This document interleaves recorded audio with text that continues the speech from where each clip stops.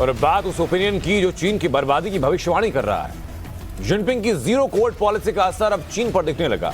जगह जगह प्रदर्शन के बाद पहली बार सरकार को झुकना पड़ा।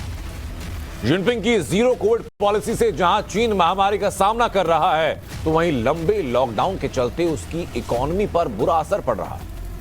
ऐसे में तमाम एक्सपर्ट्स यही कह रहे हैं, यही मान रहे हैं कि जिनपिंग 60 साल पुरानी माओ वाली गलती दोहरा रहे हैं। सवाल ये कि 60 साल पहले माओ ने ऐसी क्या गलती की थी, उसका अंजाम क्या हुआ था, ये पूरी जानकारी देते हैं आपको इस रिपोर्ट।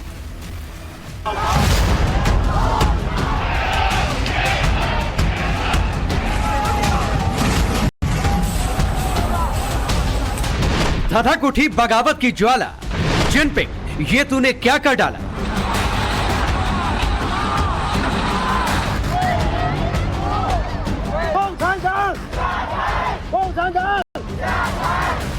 जहां आवाजें कुचली जाती हो, वहां आक्रोश की नॉन स्टॉप आंधी चल रही है।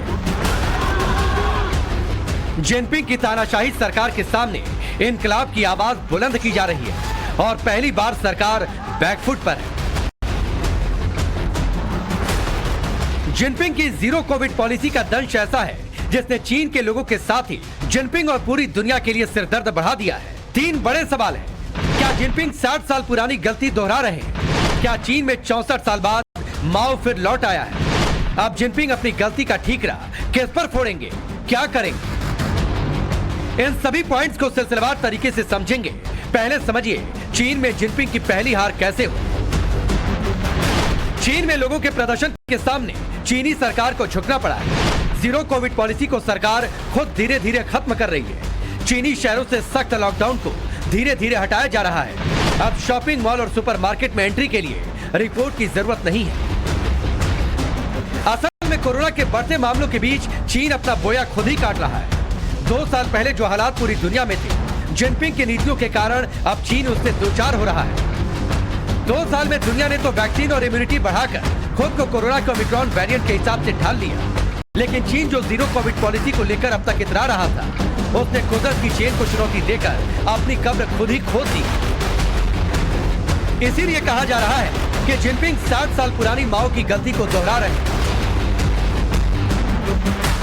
सवाल यह है कि माओ ने 60 साल पहले ऐसी कौन सी भूल की थी। ये जानने के लिए आपको अतीत के कुछ पन्नों को पलटना होगा।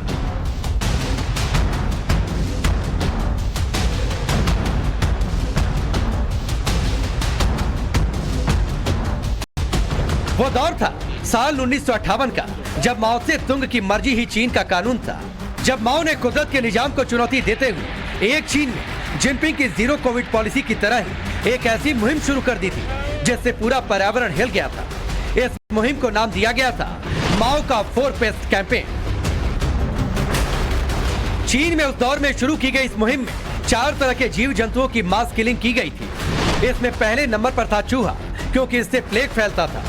दूसरे नंबर पर था मच्छर, क्योंकि इससे मलेरिया फैलता था।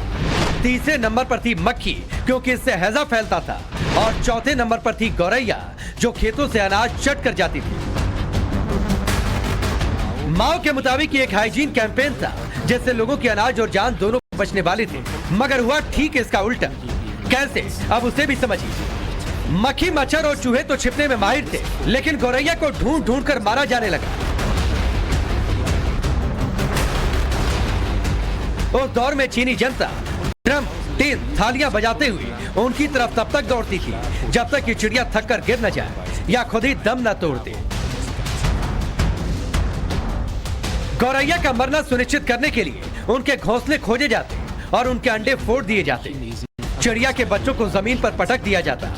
बड़ों के साथ बच्चे भी खूब खुशी से गौरैया के सामूहिक कत्ल का हिस्सा बनने लगे। माओ ने इसके लिए इनाम रखा था, जो जितनी गौरैया मारता उसे उसी हिसाब से पैसा दिया जाता। हत्यारों का सम्मान भी हुआ करता था। गौरैया मारने के अभियान में उस वक्त देश के लगभग 3 लाख लोगों ने हिस्सा लिया था। आपको यकीन नहीं होगा, गौरैया पोलैंड के दूतावास में छिपकर बैठ गई थी तो चीनी दूतावास के बाहर बैठकर थालियां और ड्रम लोग पीटने लगे थे। लगातार 2 दिन और 2 रात ये शोर हुआ। बड़े पैमाने पर गौरैया मारी गई तो लोगों ने फावड़े और बेलचे लेकर मरी हुई चिड़ियों को ठिकाने लगाना शुरू कर दिया। माओ के इस अभियान को आज भी दुनिया के सबसे बड़े एनवायरमेंटल डिजास्टर्स में गिना जाता है। माओ की मुहिम से पूरे चीन से गौरैया तो लगभग खत्म हो गई, लेकिन इसका अंजाम साल 1960 में नजर आया, क्योंकि जिस गौरैया को किसानों का दुश्मन समझकर मारा गया, दरअसल वो टिड्डियों से फसल की रक्षा करती थी। 1960 में टिड्डियों ने सारी फसल को चौपट कर दिया। चीन के लोग दाने दाने के लिए मोहताज हो गए। टिड्डियों को मारने के लिए पेस्टिसाइड से डाला गया, लेकिन इसका कोई असर नहीं हुआ। माओ को अपनी गलती समझ में आई, लेकिन बहुत देर हो चुकी थी। चीन में भयानक अकाल पड़ा। माना जाता है कि उस वक्त अकाल में 2.5 करोड़ से ज्यादा लोग मारे गए। सरकारी आंकड़ों में भूखमरी से मौत का आंकड़ा 1.5 करोड़ बताया गया। इसे ग्रेट चाइनीज फेमिन के नाम से जाना गया। चीन का इतिहास बताता है कि ये वो अकाल था जिसमें भूख से मरते लोग अपनों की ही लाशों को खाने लगे थे। कुदरत को चुनौती देने वाला माओ का ग्रेट लीप फॉरवर्ड आंदोलन नाकाम हो गया और माओ जब घर में ही घिरे तो उन्होंने भूख से बिलबिलाते लोगों का ध्यान भटकाने के लिए चली वो चाल, जिसका खामियाजा भारत को भुगतना पड़ा। और फिलहाल की ब्रेक लिए, ब्रेक के बाद दिखाएंगे आपको कि जिस पीओके पर पाकिस्तान अपना दावा ठोकता है, उसी पाक अधिकृत कश्मीर के प्रधानमंत्री ने कैसे कर दी पाकिस्तानी पीएम शहबाज शरीफ की बोलती बंद। साथ ही बताएंगे कि आखिर क्यों है इमरान खान की सिट्टी पिट्टी